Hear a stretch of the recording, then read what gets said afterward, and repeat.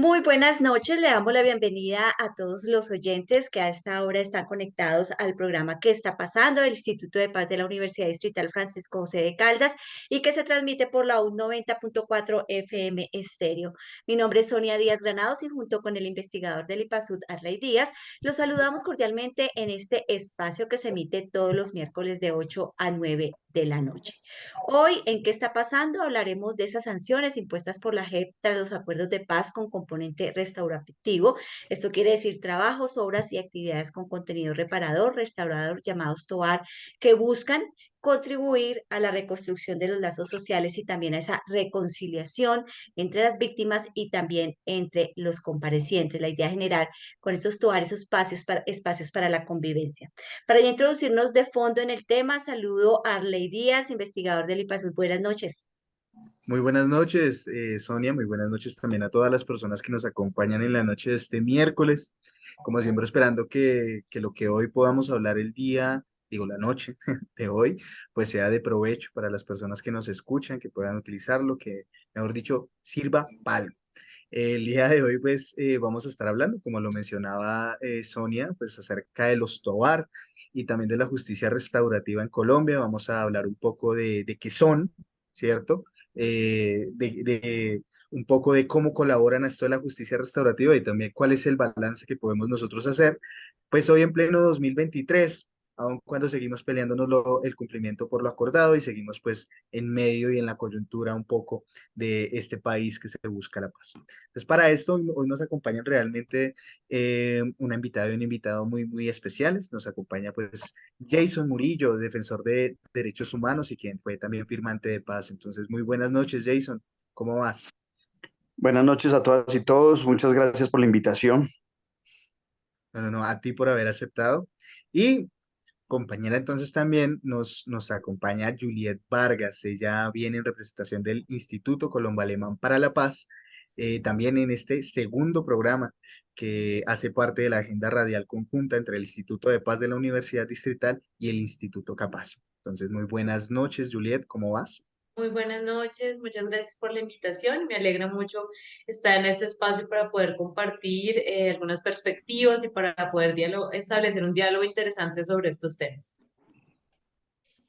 Bueno, yo creo que no le demos más dilación al asunto y si a ustedes les parece, uno escucha TOAR y empezando ya son las siglas, entonces yo creo que entendiendo que queremos dar un panorama amplio, empecemos por responder realmente y de una manera muy práctica, ¿qué son los TOAR? Yo no sé si Juliet, tal vez tú pudieras aclararnos esa duda de en qué consisten los TOAR, por qué nacen y cuál es el objetivo, digamos, de esta iniciativa. Claro que sí. Pues, a ver, esta es una figura en realidad sui generis que viene desde el Acuerdo Final de Paz. TOAR significa trabajos, obras o actividades con contenido reparador, restaurador. Y como les decía, eso pues está establecido desde el Acuerdo Final de Paz y luego pues en el Acto Legislativo 1 de 2017, en la Ley Estatutaria de la JEP, se puntualiza los TOAR, o sea, lo mencionaban al principio, tienen una expresión concreta como unas sanciones que son de carácter restaurativo, pero que se llaman dentro del sistema de la Jurisdicción Especial para la Paz como sanciones propias, que son un tipo de sanciones que se impondrán dependiendo al grado de verdad y reconocimiento de responsabilidad que aporten los comparecientes, pero los TOAR también pueden ser anticipados. O sea, antes de que se imponga una sanción, es posible ejecutar TOAR, ¿no? Y eso es lo interesante de esta figura sui generis. Todavía sin ahondar demasiado, porque sé que vamos a dialogar al respecto, la ley da algunos ejemplos, pero sin que sean unos ejemplos taxativos o una lista limitada de que puede ser un TOR. Por ejemplo, en la ley estatutaria de la JEP se menciona que un TOR puede ser actividades de desminado, pero también algunas actividades que tienen que ver con construcción de infraestructura. Entonces, actividades que tienen que ver, por ejemplo, con recuperación ecológica, etcétera. Entonces, ahí nos vamos dando como para introducir el tema, una idea de que estas actividades tienen un contenido social, son trabajos o actividades, como el nombre lo dice, en las cuales se pueden involucrar las personas para hacer algo por la comunidad, digámoslo así, en un sentido todavía muy genérico, sin ahondar. Y digamos que esta es una propuesta muy audaz del acuerdo de paz y de la Jurisdicción Especial para la Paz, porque como lo decía al principio, también se pueden plantear todas como sanciones. Estamos acostumbrados a que sanción es pena privativa de la libertad en una cárcel, y esta propuesta innovadora que tiene que ver con lo que Sonia, tú mencionabas al principio sobre justicia restaurativa, tiene que ver con la posibilidad de entender otras maneras de hacer justicia, de reparar, de enmendar. Entonces, por ahora dejo ahí, pero espero que podamos hablar más a fondo en este diálogo sobre qué puede ser un TOR y las implicaciones que esto tiene. Así es. Hay que decir, y muy claro inició hablándolo usted, Juliet, que estos tuares, digamos, como esa oportunidad para que los actores del conflicto, no solo estamos hablando de la SFAREP, sino también de los miembros de la fuerza pública, junto con las víctimas que son otros actores del conflicto, pues se encuentren, se generen esos espacios como les había dicho, se miren a los ojos y comiencen a hacer, a reconstruir ese tejido social, también ese espacio que en su momento fue impactado por el conflicto. Yo quisiera que Jason Murillo, firmante de paz, defensor de los derechos humanos, quien hace parte del Partido de los Comunes, nos hable acerca de cómo ha sido esta experiencia, porque realmente nos gustaría saber cómo es que de alguna manera se introducen en todos estos TOAR, de qué manera ustedes proponen este tipo de espacios o de reparación para las víctimas y para el espacio donde hubo en su momento conflicto. Bueno, lo primero es reiterar o hacer énfasis en el carácter novedoso, creativo, sobre todo positivo, que tiene como concepto los TOAR. Es decir, eh, es una pena que más que hacer un énfasis en el castigo, hace una pena en la, perdón, hace un énfasis en la reparación de las víctimas, comunidades, territorios afectados por el conflicto.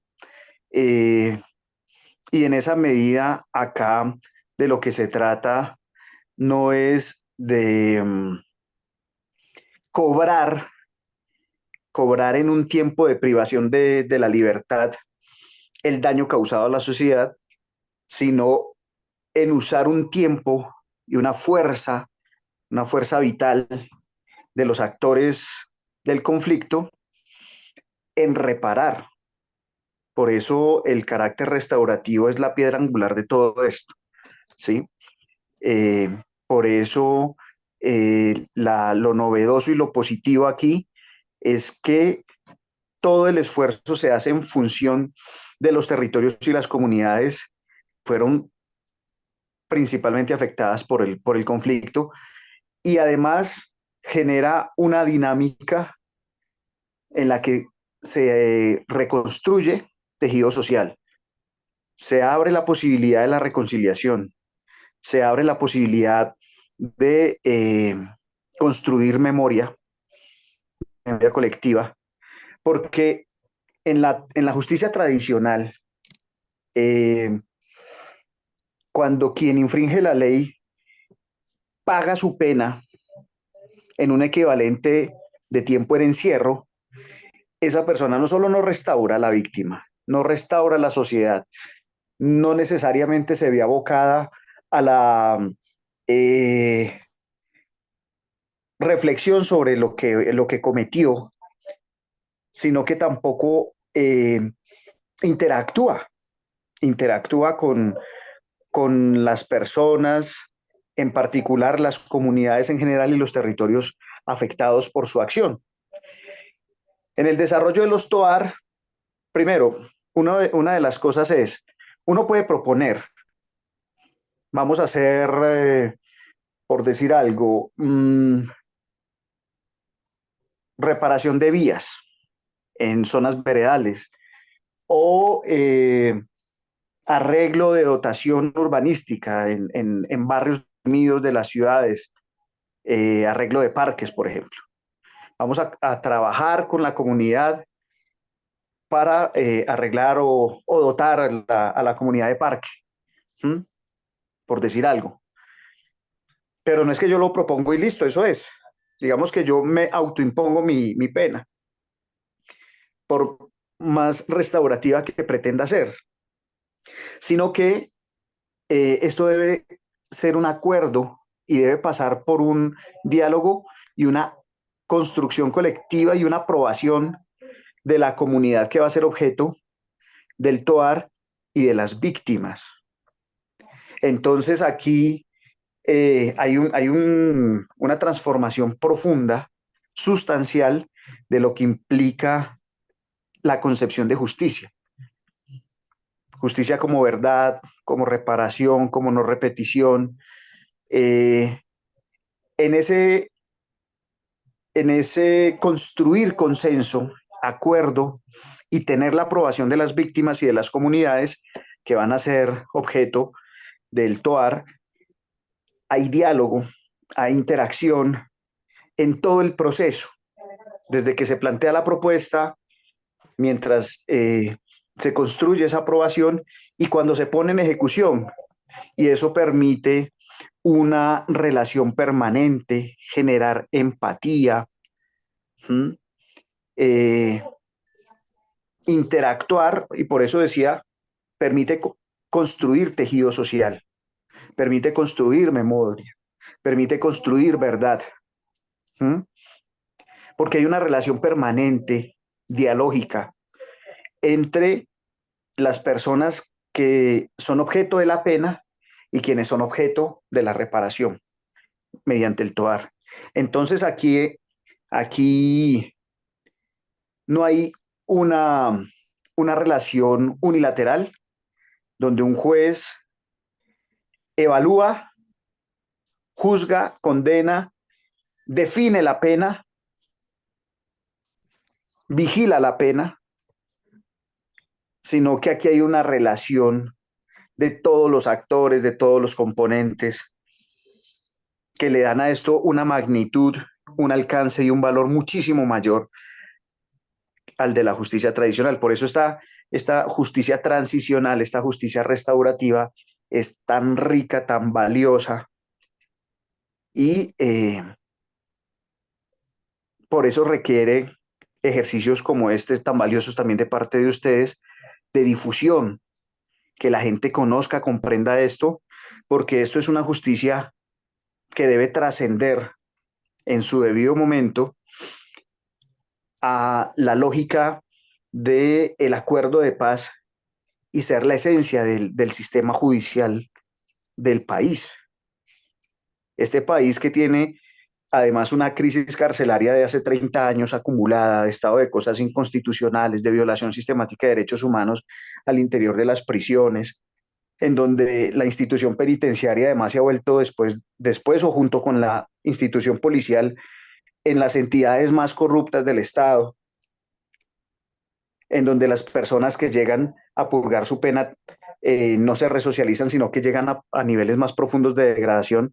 Todo eso tiene que ser superado socialmente, institucionalmente, y lo que hoy aplica solamente para una porción de la población minúscula, que somos los reincorporados y quienes hicieron parte de la fuerza pública durante la guerra y que ahora también son objeto pues, de este proceso, pues debe ampliarse al conjunto de la sociedad, a una sociedad que realmente sea capaz de sanarse a sí misma, de reconstruirse a sí misma, de, de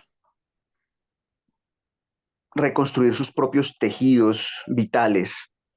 Entonces, esto realmente es una experiencia extraordinaria que, que necesita ser conocida por el conjunto de la sociedad para que podamos sobre esa experiencia y sobre su conocimiento buscar precisamente o convertirlo en un modelo de trascendencia, de superación de males que hoy tiene aún el país, que son acumulación de procesos, eh, es la sedimentación de procesos mal formados en 200 años de república que necesitan ser superados. Mira que Jason, tú tocas algo bien importante y es claro, todas las bondades del proceso de la justicia restaurativa que hace, digamos, contraste con lo que viene siendo la justicia punitiva, ¿no? Y allí la importancia de la justicia restaurativa como proceso, actividad y lugar, ¿cierto?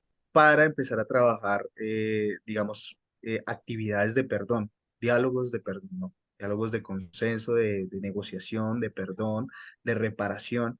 Y entonces cuando uno empieza a sumarle acá todos estos elementos, claro, uno se llena primero de muchos objetivos, de muchas metas, pero también de muchos procesos, y esos procesos también tienen obstáculos y también tienen implicaciones. Entonces yo quisiera también aterrizar, hablar un poco de eso, yo no sé, bueno, acá pasando de pronto también a Juliet.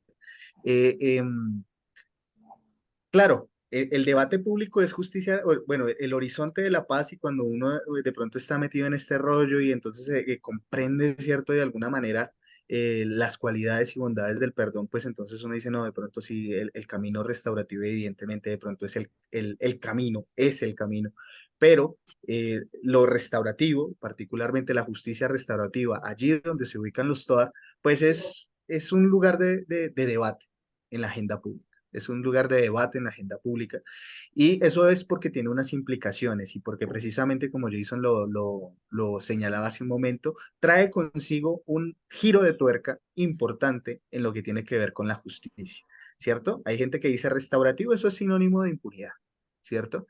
Y hay gente que dice lo contrario, como no, pero es que usted cómo no va a buscar los restaurativos y lo que nos importa es la restauración del tejido social y los procesos de perdón. Entonces yo quisiera que Juliet de pronto pudiese ahondar un poco más desde su experiencia, ¿cierto? En cuáles son estas implicaciones de la justicia restaurativa y por qué nos lleva, por ejemplo, a este debate público en el que, por ejemplo, el grueso de la población colombiana se debate entre precisamente esa concepción de justicia. Bueno, sabes, en primer lugar yo quiero problematizar dos conceptos muy profundos que son perdón y reconciliación.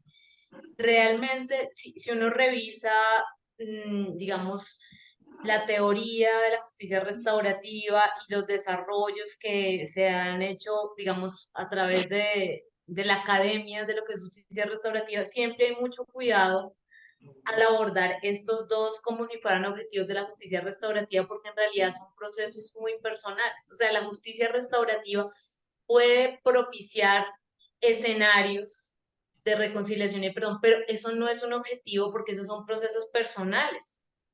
Y eso es muy importante, digamos, para mí es importante como partir de esta aclaración porque sería de pronto un contrasentido para muchas víctimas que no están en un momento, no están preparadas o no están en el momento para decir yo puedo perdonar, pero eso no implica que no puedan participar de esta justicia restaurativa. O sea, lo uno no es requisito del otro. Hay muchas víctimas que tienen la capacidad de participar en estos procesos y de perdonar, pero hay víctimas que no están preparadas, no obstante, es increíble como muchas víctimas que en un principio estaban totalmente, como tú lo mencionabas, escépticas de las posibilidades de realmente satisfacer sus derechos a través de este modelo de justicia restaurativa, ven que hay mucho potencial en estos encuentros, ¿no? En el encuentro, en la posibilidad, o sea, la justicia restaurativa tiene muchas manifestaciones, pero digamos que a pesar de las discrepancias conceptuales, la justicia restaurativa, y tú lo mencionabas también, Jason, implica de una u otra forma la posibilidad de encuentro, que víctimas y ofensores y la comunidad se encuentren para entender qué fue lo que pasó las consecuencias de lo que pasó, cuáles son las dimensiones del daño y cómo vamos a lidiar con esto. Obviamente, el modelo de la JEP sí tiene, digamos, hay estas posibilidades de encuentro, aunque los jueces transicionales son los que tendrán la última palabra en muchas cosas, pero lo interesante es que esta innovación, esta propuesta sui generis ha permitido muchas posibilidades de esos encuentros y eso propicia evidentemente la reconstrucción del tejido social, pero claro, la reconciliación yo lo veo como un proceso mucho más de largo aliento. Dicho esto, como esta aclaración inicial, claro que hay muchos retos, o sea, somos una sociedad acostumbrada a asociar justicia con punitivismo. Y entonces lo que tú mencionas, Jefferson, que para mucha gente esto es impunidad, pues es una realidad porque estamos acostumbrados a un modelo de justicia retributivo y lo peor de todo es, retomando también lo que tú mencionabas, Jason, es que está, o sea, desde la criminología, por ejemplo, se ha comprobado que la función de la pena, digamos, en cuanto a prevenir el delito, proteger a la sociedad, reintegrar al delincuente, no funciona.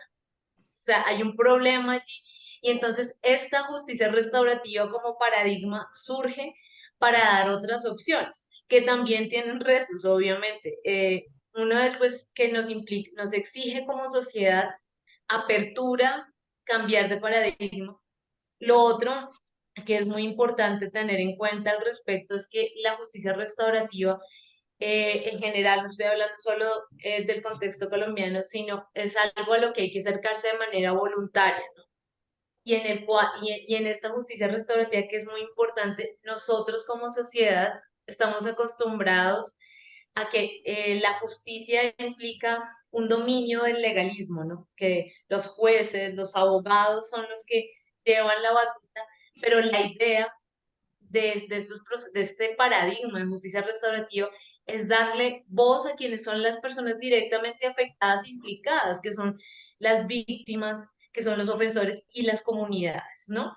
Entonces, dicho esto, ahora sí para bajarlo un poco más al contexto colombiano, pues la JEP adapta a su manera, a una manera muy única, las posibilidades de justicia restaurativa, porque a la vez tenemos un proceso penal, a la vez tenemos soluciones no sancionatorias, porque no todo el mundo va a pasar, digamos, por estas sanciones o por la sala de reconocimiento, etcétera, y otros caminos para solucionar la situación jurídica de muchas personas, pero la premisa es que todos los comparecientes que pasan por la JEP tienen compromisos con la verdad, que en sí es parte de esta idea que para las víctimas es más importante entender lo que pasó con sus seres queridos, que una persona esté en la cárcel y ellos no puedan, digamos, entender qué es lo que pasó y por qué pasó. Entonces, la verdad, pero también con la reparación y restauración de las víctimas, ¿no?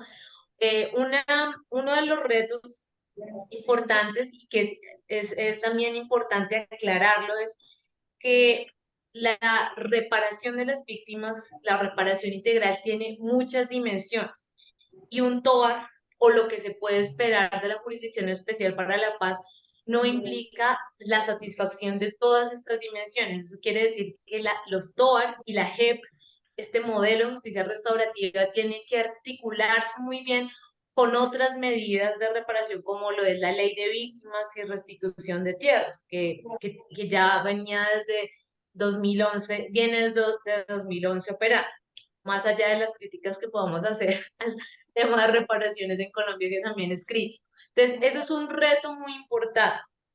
Otro reto importante, pero que es una invitación, digamos, también a reflexionar, es cómo abordar estos procesos de justicia transicional, de justicia restaurativa, en medio de un contexto en el cual hay continuidad o más bien reconfiguración de la violencia. ¿Mm? Entonces eso nos pone unos retos enormes porque digamos que tenemos todos los elementos, que hay voluntad, que las víctimas han participado de manera efectiva y quieren y están dispuestas a que en sus territorios, en sus comunidades se desarrollen estos trabajos, obras o actividades con contenido reparador, restaurador, pero hay que asegurar garantías de seguridad tanto para las comunidades como para los comparecientes, pero este contexto que vivimos en este momento, digamos, donde hay varios conflictos, donde hay reconfiguración de la violencia, pues nos hace replantear hasta dónde es posible implementarlo. O sea, hay un reto de implementación inmenso y pues hay muchos retos, ¿no? Pero quiero mencionar otra cosa, es como esto es sui generis. Entonces, digamos que para las sanciones privativas de la libertad hay toda una infraestructura ya creada, funciona mal obviamente, pero hay una infraestructura creada para que eso se pueda implementar. Hay un IMPEC, hay cárceles, etcétera, pero para este tipo de TOAR y sobre todo pensando en la modalidad cuando se hagan como sanciones, porque cuando se hacen como sanciones deben ser de 5 a 8 años para máximos responsables, de 2 a 5 para partícipes no determinantes, no está esa infraestructura, hay que crearla. O sea, no hay el impacto de las sanciones propias. Claro, la analogía no es buena porque no funcionan, o sea, muchas cosas no funcionan precisamente con este modelo de cárcel, etcétera, ¿no? Entonces, eso implica, hay que armar muchas cosas de cero, eso implica también erogaciones presupuestales que hasta ahora se están previendo. Entonces, hay muchos retos alrededor de la implementación, de una implementación de sanciones propias, no obstante, como lo mencioné al principio, los TOAR, que es como una sombrilla que cobija sanciones propias, pero otras posibilidades pues ya se vienen haciendo de manera anticipada como una manifestación de las ganas de reconstrucción de tejido social, ¿no? Y Jason seguramente nos puede contar ejemplos. Yo tengo en mi mente, ahorita se me viene un ejemplo, por ejemplo, de Caldono, Cauca, donde de una u otra manera la comunidad se ha ido acercando también, por ejemplo, excombatientes, para hacer conjuntamente obras, actividades, etcétera, y realmente eso es muy poderoso, ¿no? O sea, eso ha permitido un acercamiento y una humanización del otro, de ese otro que antes causaba temor, desconfianza, resquemor, etcétera, ¿no? Entonces, bueno, más o menos, y teniendo en cuenta que hay muchos más retos, quiero dejar ahí también para dar la palabra a Jason para conocer su perspectiva.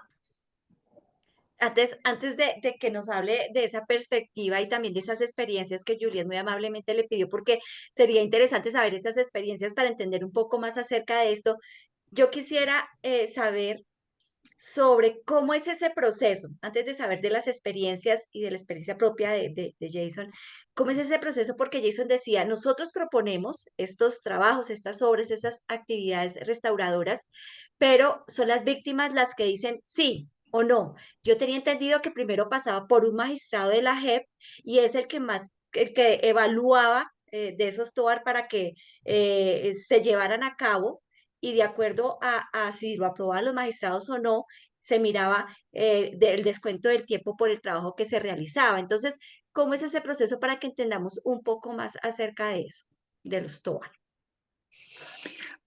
Lo que pasa es que, mira que Juliet no, menciona dos vías para introducirse en los TOAR, los anticipados y los que salen de, de las salas de JEP. Si es anticipado, ¿cómo interviene un juez allí? Entonces, ese se hace a través de una mediación institucional, ¿sí?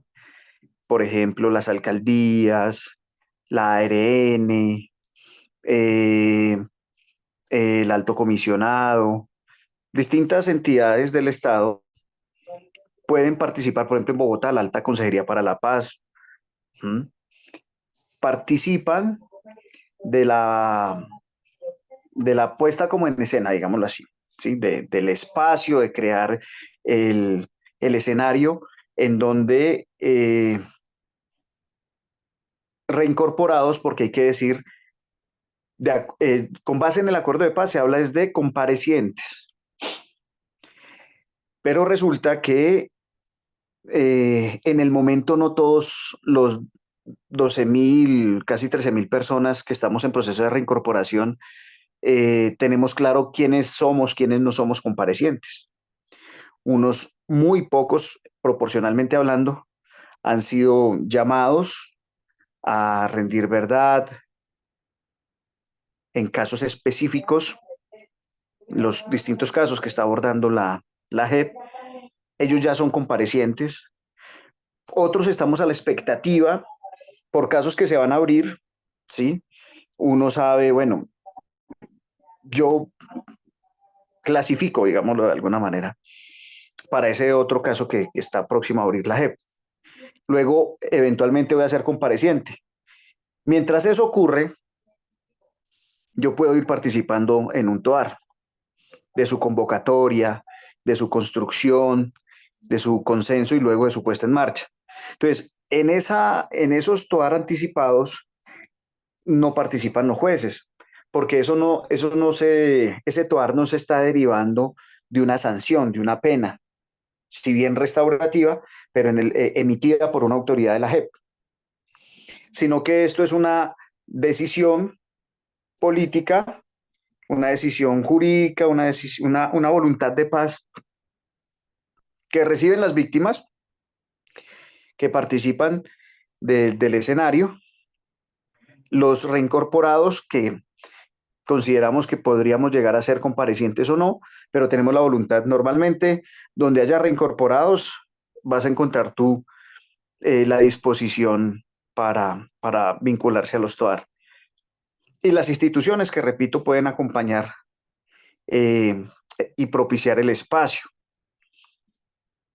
Entonces, eh, hasta allí, lo que nos ha ocurrido, pongo ejemplos, en Bogotá hay TOAR en Kennedy, hay TOAR en Usme.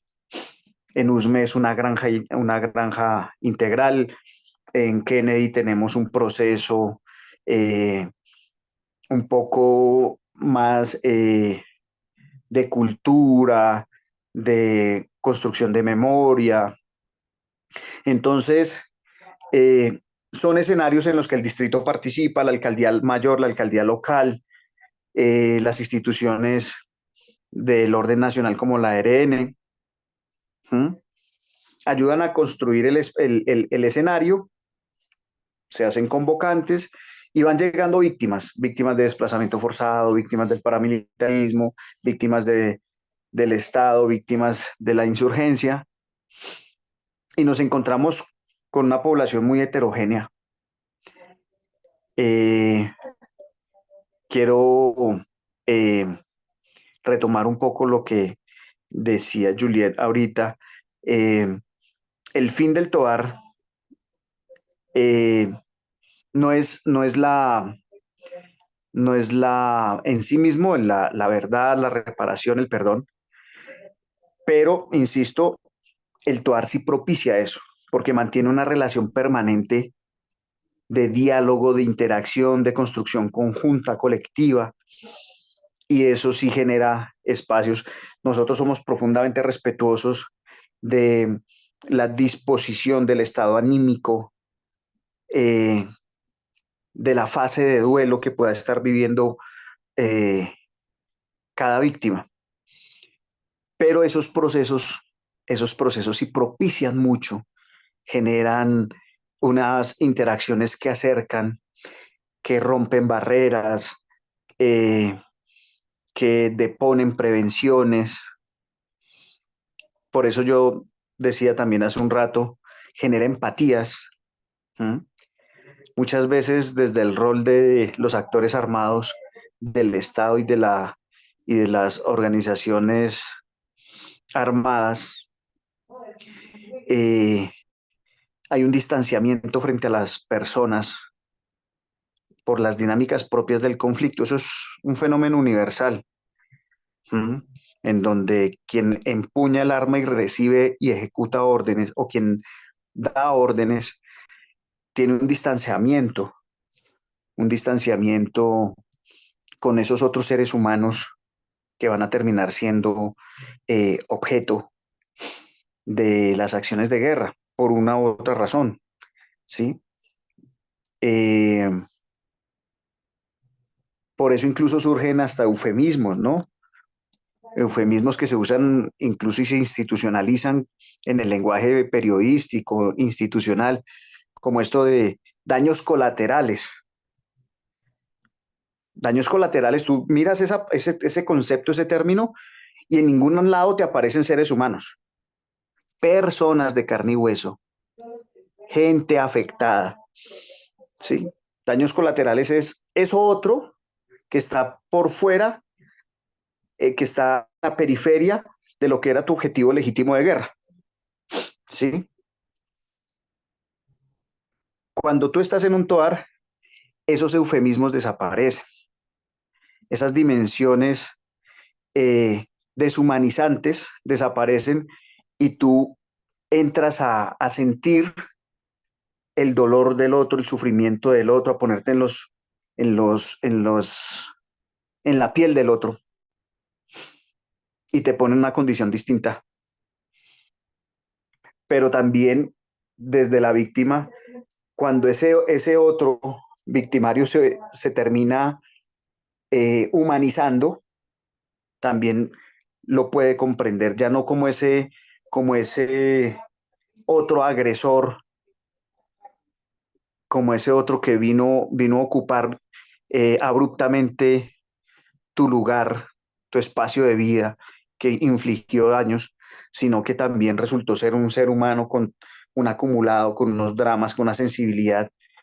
Eso genera, estas dinámicas generan unos espacios de empatía porque precisamente hay una relación profundamente humana que se logra a través de la interacción y del diálogo. Y por eso decía, reconstruye tejido. En el Toar tú no dices, tú no encuentras en el acuerdo de paz que diga explícitamente su objetivo la reconstrucción del tejido, pero es algo que resulta y que es justamente como ese plus que lo hace profundamente valioso y novedoso. Y entonces decía, cuando es anticipado, incluso diría de alguna manera, tiene también ese valor agregado, porque cuando el TOAR es resultado de una pena, de una acción jurídica, de alguna manera te llega desde el Estado, desde el aparato, desde la autoridad judicial, como algo que debes hacer. Y si bien aquí hay una voluntad de reparación, una voluntad de verdad, de justicia, de todos modos, tiene otra connotación cuando llega como ejercicio jurídico, como sentencia, y otra cuando se da como resultado de un acuerdo, sin haber, sin haber aún una pena y sin estar mediando el aparato judicial, por más que sea de una nueva justicia, de una justicia restaurativa, aquí hay una relación más directa. Cuando el TOAR es anticipado, hay una relación más directa. Eh, de alguna manera, el acompañamiento de las instituciones termina siendo eso, ¿sí? Un acompañamiento, pero no una sentencia, no como resultado de una acción judicial. Y eso le da otro valor, porque también habla de la capacidad de las víctimas de abrir sus corazones, de extender las manos, de abrir sus brazos y recibir a ese otro que no está siendo obligado, sino que viene por voluntad, también acercándose con el corazón abierto, con las manos extendidas, con los brazos abiertos, y se genera ese encuentro. Entonces, bueno, hago toda esta reflexión, pues sobre todo para relevar el, el carácter profundamente humanista que tiene todo esto, ¿sí? Humanizante, eh, tremendamente reparador. De verdad que en esos ejercicios hay momentos difíciles, hay momentos en que, en que conocerse, ¿sí? Ocurre en las ciudades, por ejemplo, que los que estamos en proceso de reincorporación no necesariamente fuimos quienes victimizamos a las personas con las que nos estamos encontrando, porque vienen de regiones apartadas del territorio nacional, vienen de otros departamentos, y no necesariamente fue uno quien generó ese dolor, ese daño, pero, eh, pero uno está un poco temeroso de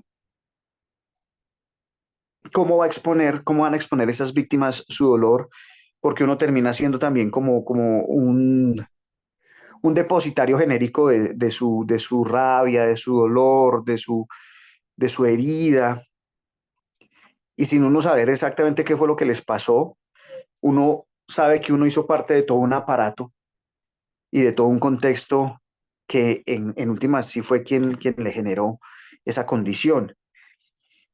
Y a veces se piden respuestas muy puntuales de cosas que uno no conoció, y uno tiene que entender la forma como se expresa ese dolor, ese reclamo. Eh, También ellas y ellos en algún momento, luego del desahogo, eh, entienden que esa interlocución tiene esas limitaciones, pero que sin embargo propicia unas catarsis. ¿Mm? Bueno, en general creo que las experiencias puntuales eh, son muy enriquecedoras, sobre todo porque a la postre se termina fortaleciendo lazos de fraternidad, lazos de afecto, eh, el trabajo colaborativo, el trabajo cooperativo, el trabajo mancomunado, el trabajo colectivo, eh, termina siendo una fuente de satisfacción recíproca. ¿Mm? Entonces, eh,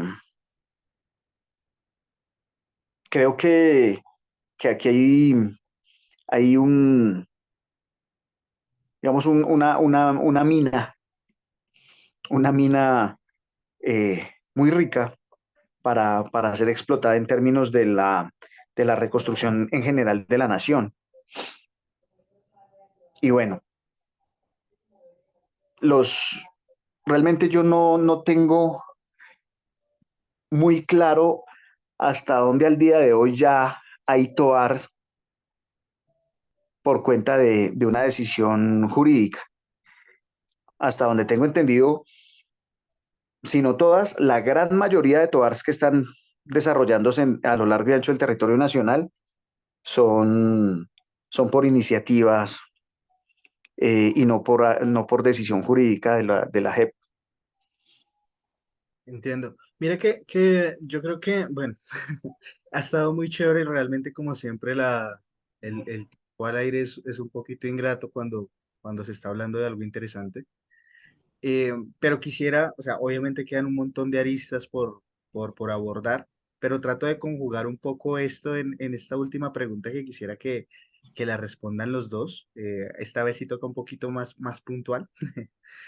Y es ubicados en la Colombia del 2023, ¿cierto? Una Colombia que ya firmó la paz, que viene peleándose el cumplimiento del acordado, que está en medio de unos diálogos con otro grupo armado, que se plantea una paz total, algo tan ambicioso, algo que se denomina paz total.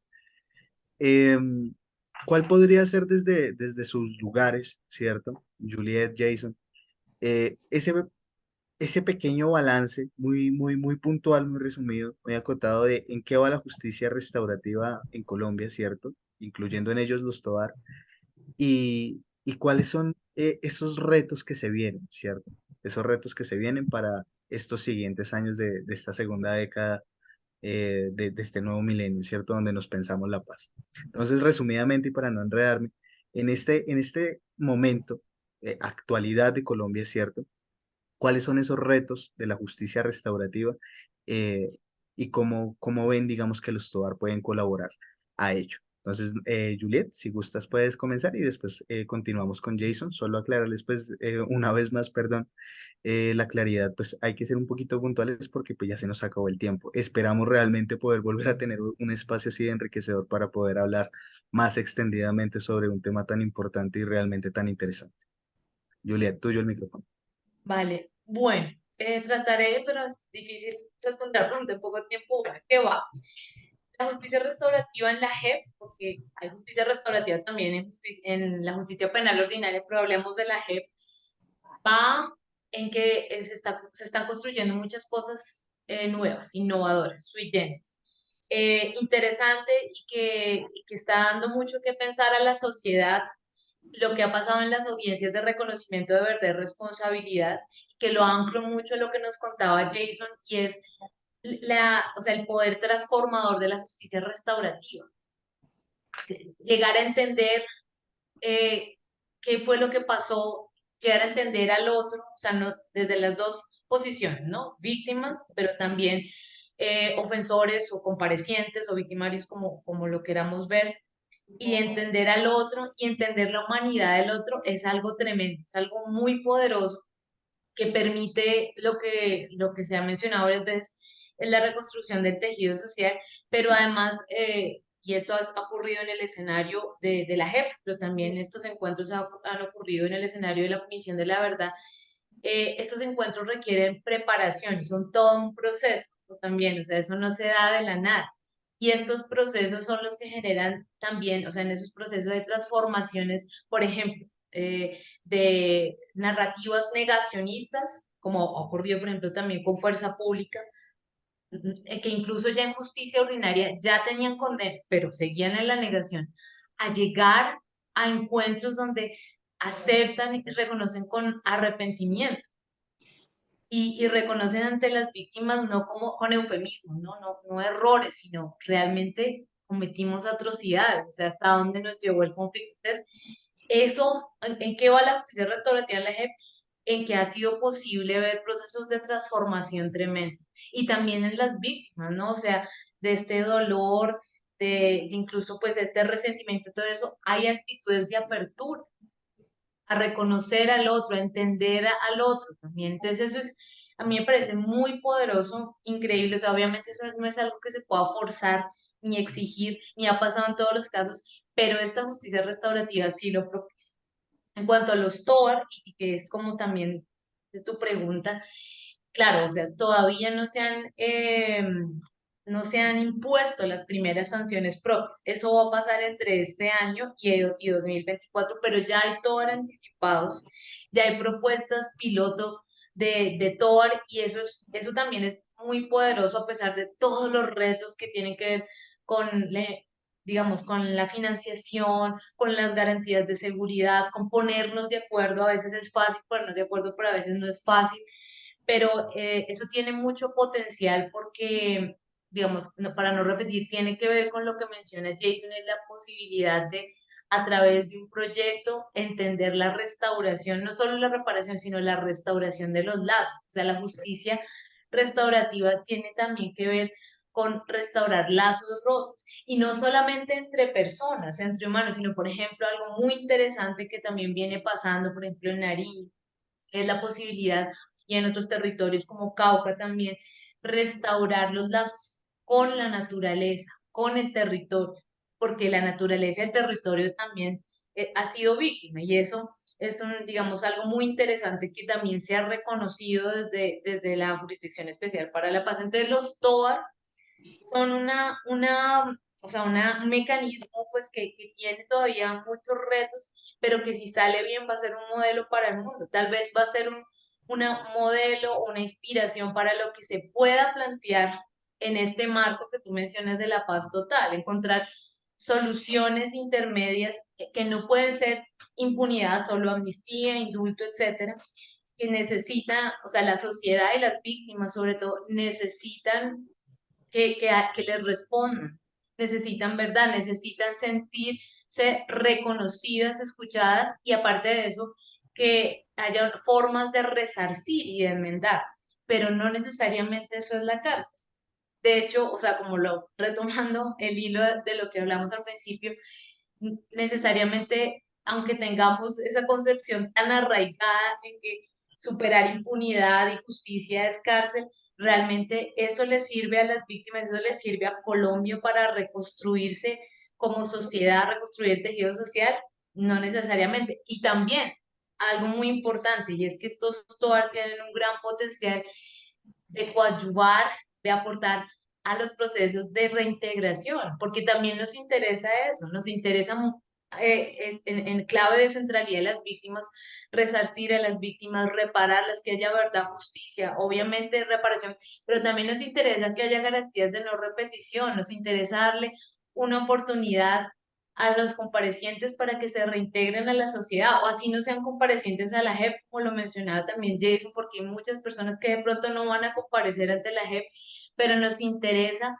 ofrecer oportunidades de reintegrar y de volviendo a restaurar esos lazos con la comunidad que se vieron rotos, pues por las dinámicas del conflicto armado. Entonces, vamos en eso, los TOAR tienen un gran potencial, obviamente no es el único mecanismo y está por verse qué va a pasar, pero si sale bien, esa es la apuesta que muchos tenemos, pues va a ser, bueno, excelente para Colombia, pero va a ser también un modelo para el mundo y para lo que se viene quizá con la paz total. Gracias, Mami. Jason, también, ¿tú qué piensas acerca de esta última pregunta? También ahí los últimos 2 minutitos que nos quedan. Bueno, realmente en la medida en que se ha ido avanzando, lento, mm, se ha ido comprendiendo un poco mejor la dimensión del desafío que significa eh, enfrentar todo este eh, tema por lo siguiente. Por ejemplo, parte de todo el sistema, porque es que la JEP es solo un componente y el TOAR un componente dentro de la JEP, de todo un sistema de verdad, justicia, reparación y no repetición. O sea, realmente lo novedoso del acuerdo de paz es todo el sistema. Ningún proceso de paz en ninguna parte del mundo, hasta el acuerdo de paz de La Habana, construyó un sistema integral de justicia, de verdad, justicia, reparación y no repetición. Y dentro de ese sistema hay varios elementos que no son judiciales, por ejemplo, el de verdad, el de búsqueda de personas dadas por desaparecidas. Y la JEP es solo uno de los componentes del sistema, y dentro del sistema el TOAR es uno de los componentes que permite viabilizar el modelo de sentencia, que es lo que hace efectivo la restauración. Entonces, cuando, por ejemplo, miramos otros elementos del sistema, como la unidad de búsqueda de personas dadas por desaparecidas, esto para hablar del alcance, ¿sí? Resulta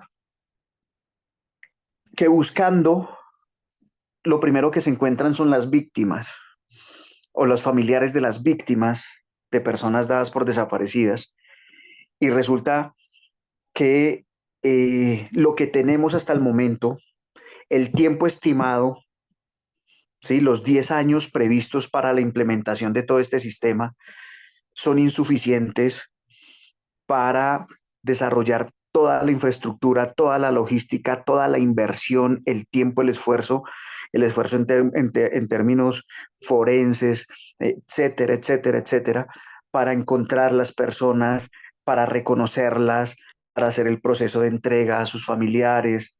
¿Mm? Porque es que el universo de personas afectadas por el conflicto es mucho mayor al que han estimado hasta el momento las estadísticas, ¿sí?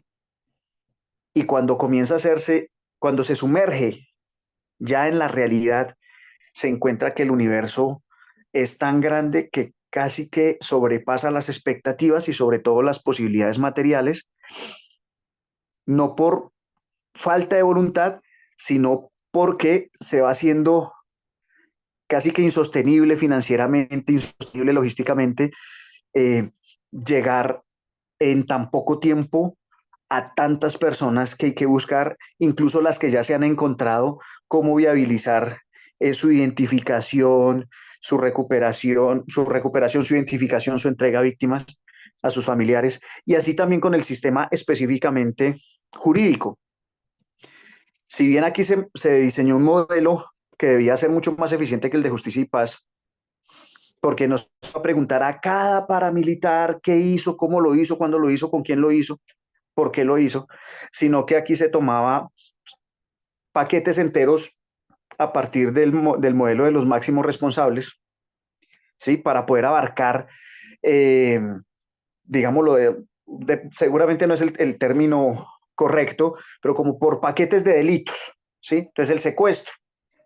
Entonces secuestros en un país que hizo miles y miles y miles en décadas, pues eso termina siendo casi inabarcable, ¿cierto?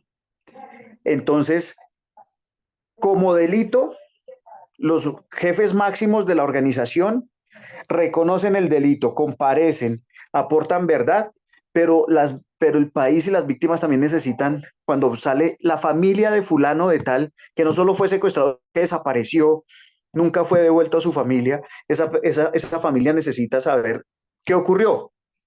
Y entonces termina la efectividad del modelo abriendo un espectro tan grande de, de necesidades, de posibilidades y ampliándose tanto en el tiempo que podríamos decir, con respecto al universo de casos que deben ser resueltos por la JEP en términos de investigación, sentencia, termina siendo por ahora realmente muy pequeño el resultado, muy pequeño el resultado. Y en esa medida, por ejemplo, ya me lo ratificaba Juliet, hasta ahorita no hay, todos los TOAR que hay, que son muchos por fortuna, son por iniciativa, por voluntad propia, pero no por actos de sentencia, ¿sí? Y seguramente las sentencias que comiencen a salir entre este año y el siguiente van a ser cuantitativamente eh, muy pequeños con respecto a el tamaño de los casos que deben ser abordados judicialmente por este organismo. Pero cierro con esto. Es que aquí tenemos una gran dificultad y es que el acuerdo se firmó en 2016. Comienza a ponerse en marcha en 2017.